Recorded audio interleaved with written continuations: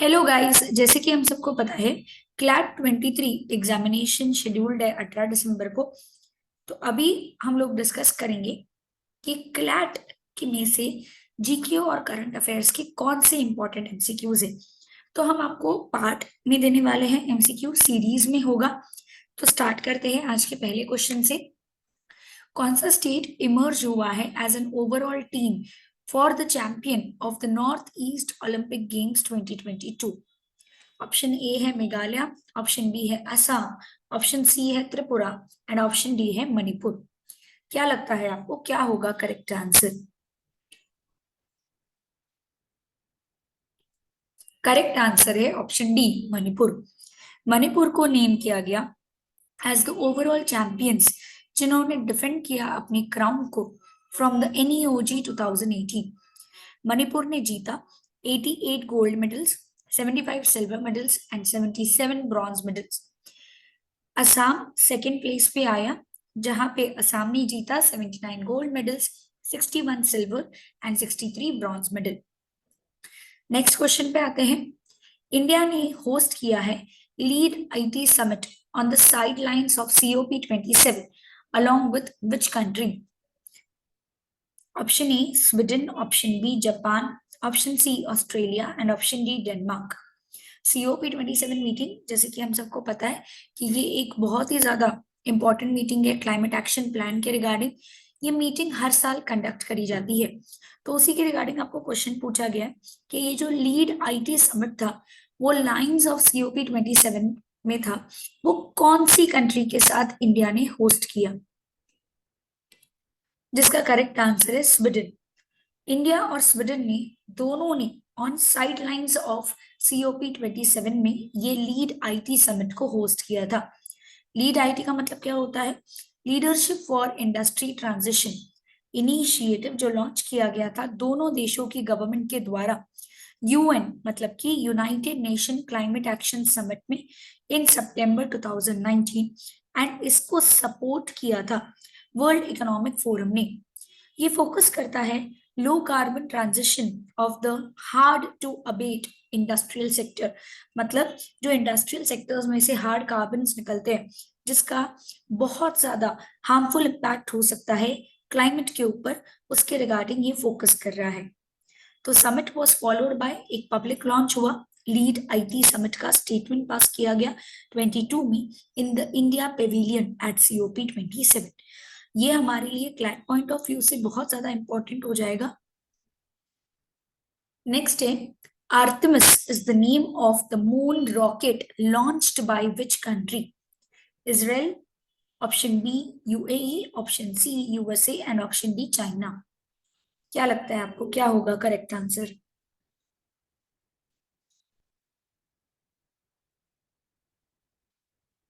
Correct answer है USA. तो Artemis 1 mission एक टेस्ट फ्लाइट था जहां पे एस्ट्रोनॉट्स के बगैर ये फ्लाइट जो है वो मूव ऑफ किया था। ये रिप्रेजेंट करता है, टेक ऑफ किया था ये फ्लाइट, रिप्रेजेंट करता है first step in the US space agency का प्लान, जो एक लॉन्ग लास्टिंग प्रेजेंस बिल्ड करना चाहता है मून के ऊपर, एंड वहां से ही लेसन्स प्रिपेयर किए जाएंगे for a future voyage to Mars. Next question है, what is the theme of India's G20 presidency in the year 2022? Option A one earth one family one future, option B data privacy, option C Atmanirbhar G20 and option D international trade. क्या लगता है आप लोगों को, क्या होगा correct answer इसका? Correct answer है option A, one earth one family one future. ये G20 समिट जो है करंटली इंडोनेशिया में हुआ था। अभी इसका प्रेसिडेंसी इंडिया के पास आने वाला है स्टार्टिंग फ्रॉम December 1। तो ये जो G20 है, it is a group of an intergovernmental forum, मतलब कि अलग अलग देशों की मेजर डेवलप्ड और डेवलपिंग इकोनॉमीज एक साथ मिलती है इस ग्रुप में और काम करती है डेवलप करने के लिए इकोनॉमीज को। तो theme and website of India G20 presidency reflect किया एक message and over reaching priorities to the world को। सो G20 जो समिट है ये इंटरनेशनल इकोनॉमिक कॉरपोरेशन है जो वर्ल्ड के अराउंड 85% जीडीपी को रिप्रेजेंट करता है, अराउंड 75% ग्लोबल ट्रेड को रिप्रेजेंट करता है and about 2/3 of the world population को भी रिप्रेजेंट करता है. So India has now got the presidency of G20. 23 में जो होगा उसका प्रेसिडेंसी अब इंडिया के पास आ गया है. तो वसुधैव कुटुंबकम ये जो है हमारा मोटो रखा गया है, हमारा मेन थीम रखा गया है. नेक्स्ट क्वेश्चन है कौन सी कंट्री होस्ट करने वाली है 19th conference of the parties to cities.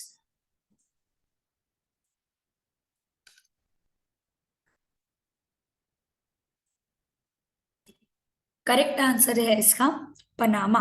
तो 19th meeting of the conference of parties जो कन्वेंशन में है इंटरनेशनल ट्रेड में specifically endangered species wild fauna and flora के लिए वो एक्सपेक्टेड है कि पनामा में उसका जो है मीटिंग होगा in the year 2022. Next question है which global group announced the global shield insurance initiative. बहुत इंपॉर्टेंट है. Option A G7 and V20, option B WEF, option C UNEF and option D G20 and V20. Correct answer है option A G7 and V20. तो global shield insurance initiative officially launch किया गया था G7 and V20 group, जहां पे 58 climate vulnerable Nations जो present थे COP27 climate summit जो इजिप्ट में हुआ था वहां पे. तो जर्मनी प्रोवाइड करने वाला है $172 मिलियन इस इनिशिएटिव के लिए, जो हेल्प करेगा लो इनकम और ऐसी कंट्रीज को जिनके पास क्लाइमेट कैलामिटीज को डील करने के लिए ज्यादा फंड्स की अवेलेबिलिटी नहीं है. कुछ कंट्रीज जैसे कि कनाडा, आयरलैंड एंड डेनमार्क ने प्लेज किया है कि वो और ज्यादा 40 मिलियन पाउंड्स देने वाले हैं इस इनिशिएटिव के लिए. यूएस के प्रेसिडेंट जो बाइडेन ने भी अनाउंस किया है इस इनिशिएटिव को सपोर्ट करने के लिए. नेक्स्ट क्वेश्चन है कौन सी कंट्री ने साइन किया है just energy transition partnership G20 summit 2022. Option A China, option B India, option C UK and option D Indonesia. Correct answer है ऑप्शन डी इंडोनेशिया. अगर बात करें इंडोनेशिया की तो इंडोनेशिया के पास करंटली प्रेसिडेंसी G20 का था समिट का, अब 23 से इंडिया के पास आने वाला है. G20 के रिगार्डिंग जो क्वेश्चंस है that is very important from the examination point of view, तो उसको डिटेल में अच्छे से करके जाइएगा. तो इंडोनेशिया ने रिसेंटली साइन किया just energy transition partnership international lenders और कुछ मेजर नेशंस के साथ on the sidelines of the G20 summit जो इस साल बाली में हुआ था.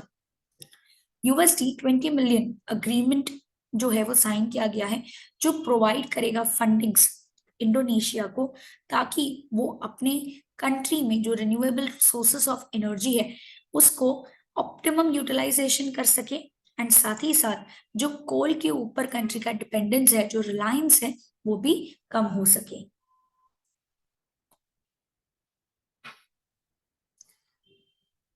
नेक्स्ट क्वेश्चन है कौन सी कंट्री होस्ट करने वाली है global climate observing system that is GCOS conference.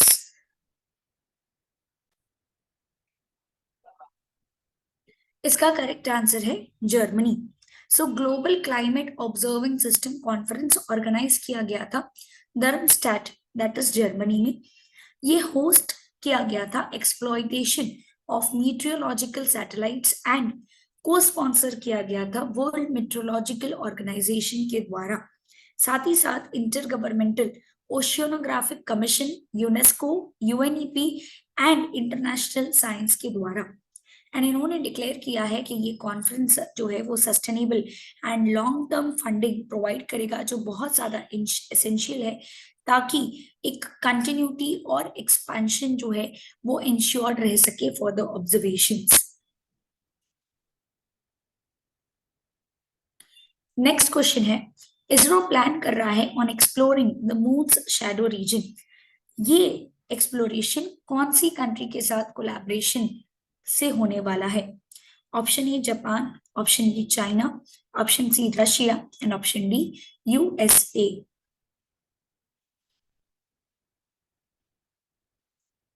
जिसका करेक्ट आंसर है जापान। तो इंडिया प्लान कर रहा है अपना एक रोवर मून की शैडो रीजन में भेजने का, along with the collaboration with the Japan. तो इनिशियल प्लान्स के अकॉर्डिंग लूनार लैंडर एंड एक रोवर बिल्ड किया गया है इसरो के द्वारा, जो ऑर्बिट में डाला जाएगा थ्रू अ जापानीज रॉकेट, जो प्लान करेगा कि कहाँ पे मून में लैंडिंग होगी, स्पेसिफिकली साउथ पोल में कहाँ पे लैंडिंग होगी।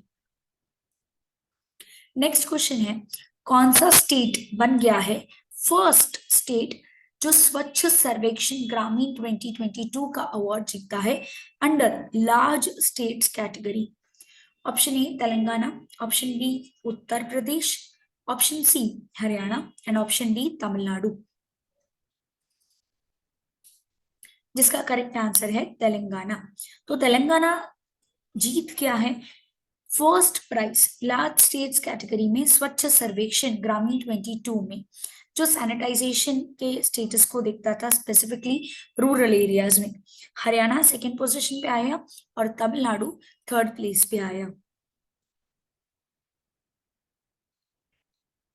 नेक्स्ट क्वेश्चन है, कौन सी कंट्री ने लॉन्च किया है वर्ल्ड का longest passenger train as of November 22? जिसका करेक्ट आंसर है स्विट्जरलैंड। ये काफी सिंपल आंसर था, करेक्ट। तो स्विट्जरलैंड में रहीतियन रेलवे ने अनाउंस किया कि उनको world record for the longest passenger train beat करना था, इसीलिए एक इवेंट मार्किंग अनाउंस किया गया था on 175th anniversary of the Switzerland railway system. अब स्विट्जरलैंड होम है to the world's longest passenger train. ये ट्रेन में टोटल 100 कोचेस होंगे, जो मेजर करती है 1910 मीटर्स एंड कंसिस्ट करती है 4550 सीट्स को। Train mountainous landscape Swiss Alps के थ्रू पास भी होती है, जहां पे एक मेस्पराइजिंग व्यू देखने को मिलता है। So that's it, guys. Stay connected to Be Educare YouTube channel for the part 2 important GK and current affair questions for CLAT 23. For other details, you can contact on the number which you can see on your screens.